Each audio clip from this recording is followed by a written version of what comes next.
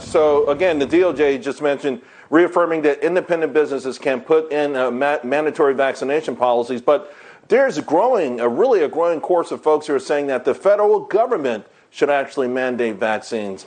Joining me now, Independent Women's Forum Policy Director Hadley Heath Manning. And Hadley, there's a ton of finger pointing, a lot of general frustration because so many Americans are not getting vaccinated. I hate the way the mainstream media and even the White House is trying to point fingers here, because I know a lot of people in these blue cities and blue states who have their own reasons for not being vaccinated. What's the next step in your mind?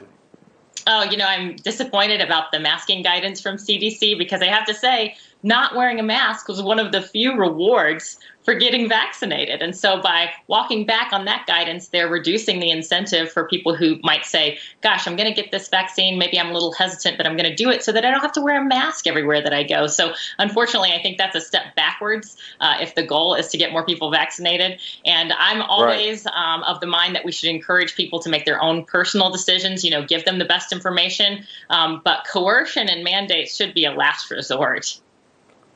But again, there's some pretty influential people who are telling the White House, listen, check on the legality of it later, but act now and make this a national mandate. Your thoughts on that potentially happening?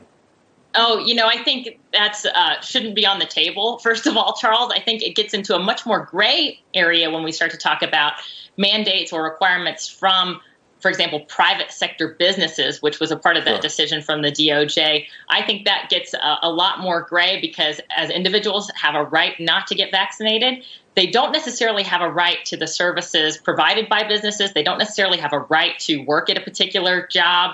It gets even more gray when we start to talk about the government as an employer. For example, the state of California, city of New York City, and the Veterans Affairs hospitals requiring their workers to get vaccinated. So I think there are shades of gray here. But of course, the darkest shade of gray would be for the federal government to require everyone to get vaccinated. I don't think that there's any precedent for that. Whereas there is precedent, for example, in requiring public school children to get certain vaccines or requiring hospital workers to get certain vaccines. I think we're much more likely to see those requirements in place before we see any, overall full-scale universal mandate. Right.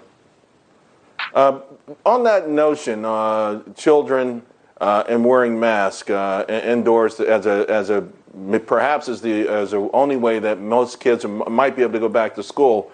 How comfortable are you with that? With these with mandatory mask wearing for very young children?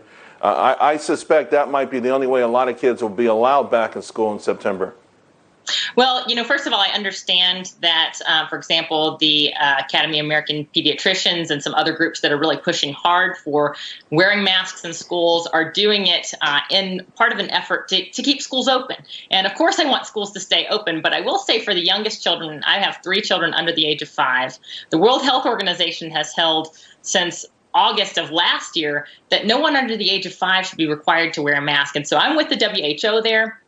I think when we're talking about very young children, the science is pretty clear about COVID and their contagiousness. They're not, they're not vectors for the disease. They aren't affected by severe disease very frequently at all. They're much more likely to get sick from something like the flu. And so I don't think we should be putting masks on very young children. I think we should instead be researching and trying to discover what the impact of masking is on those youngest children. Seems to be not a lot of intellectual curiosity or scientific curiosity in that vein. Yeah, although a few reports are being done right now, and early indications are we're going to be sort of like, golly, that wasn't always the right answer either.